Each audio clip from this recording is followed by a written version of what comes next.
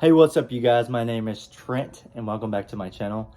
Today I'm going to be explaining and telling y'all a little story about how I was sent to St. Jude for one whole month. Let's go. So as a young boy, you play all these types of sports. I played football and baseball. Then in 6th grade year, I played football, baseball, and I wrestled. I don't know why I did that. But so 6th grade year, I began experiencing some shortness of breath, and my mother took me to the doctor's office, and they ran some tests, ran some breath work and everything, and I just thought I had asthma. So they just gave him an inhaler, so just go along with it. It's just asthma.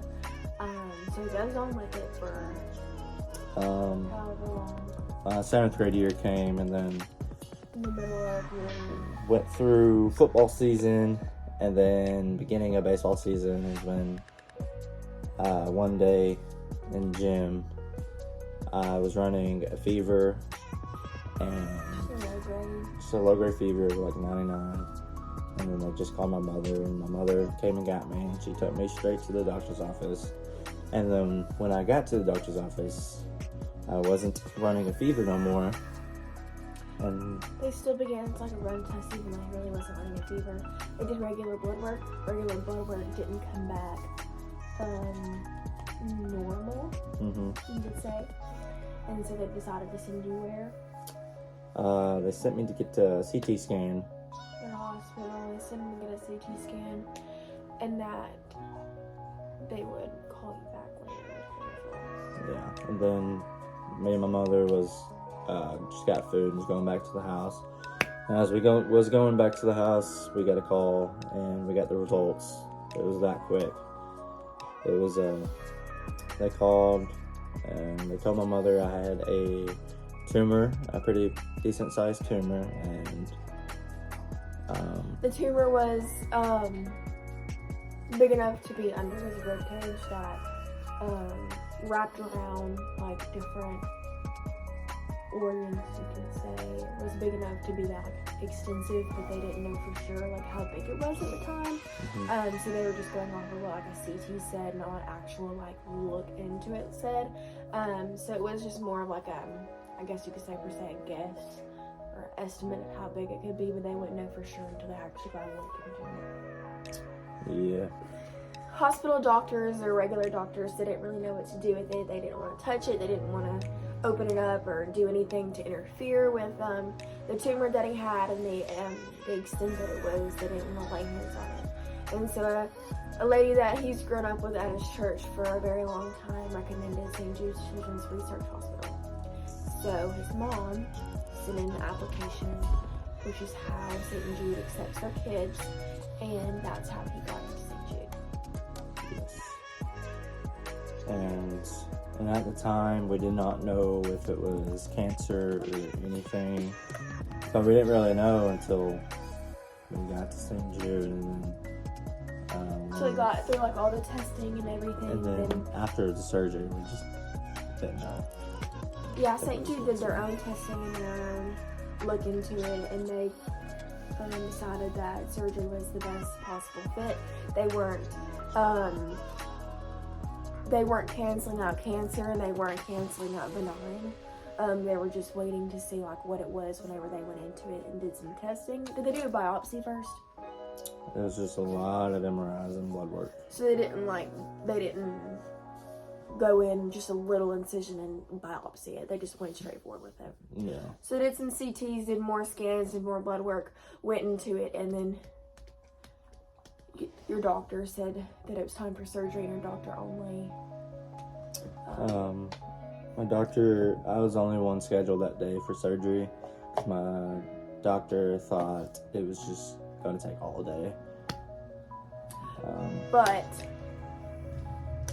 by the goodness of God, it didn't take that long, did it? I don't know, probably 4 or 5 hours. It didn't take as long as the doctors thought, I don't think. Don't quote me on that, Trent. But come to find out, whenever he got out of surgery, they were told that it was how big? Size of a football. And a little, how old were you? You were 15?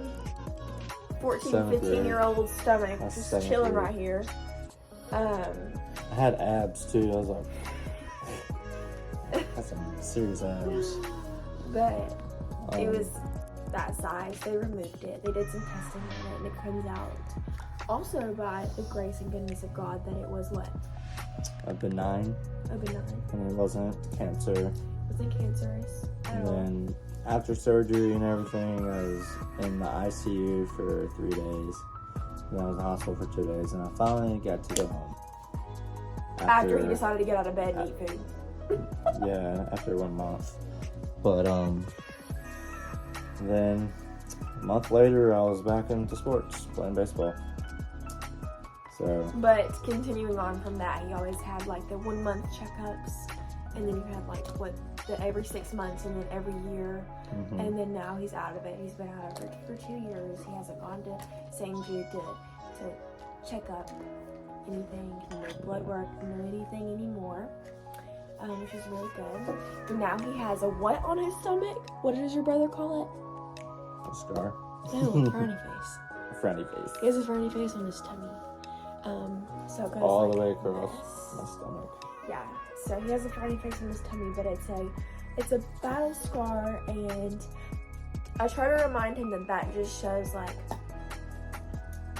the goodness of God and how many people who get put in those situations don't come out of it as lucky as he did. And so there's always a story to tell with that, because he was lucky with how fortunate he was with that, and that he was able to come out of it like that without it being cancerous, because many people end up, we all know the story about the C Having word. cancer. We all know about the C word, but it just adds to his testimony, and it builds up his strength every day, because you learn from that and you grow from that. And now with the scar on your stomach, sometimes you can grow from the confidence and having that on your body, right? Yes. So like I couldn't even imagine having a dang thing on my stomach, making it harder to like work out, grow abs. When you get scratched on your stomach, it hurts because it's pulling on your scar, it's pulling on like your belly button or anything, so it hurts. So like I couldn't even imagine me going through that. So like the strength that it brought him through, or that God brought him through and gave him, was like something that adds to it. Very true. So everything that you go through always builds you up and makes you stronger. Because look at him now. You can't see. He got mega guns. Yeah, so what doesn't kill you makes you stronger. Yeah. But now he's Up 3 here. shoulder surgeries in, Yeah. and he's still getting stronger. 3 shoulder surgeries, left arm, same shoulder. So it's been tough. But now I'm stronger. And that's the story how I was sent to St. Jude for 1 month, and I got through it. Got stronger.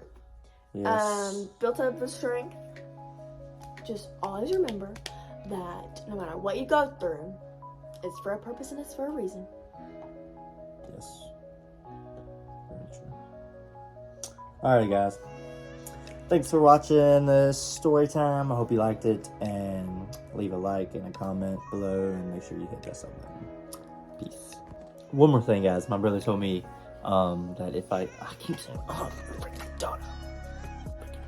My brother told me that he'll do the 1 chip challenge with no milk if I hit 10,000 subscribers. So let's get there, please. Thank you.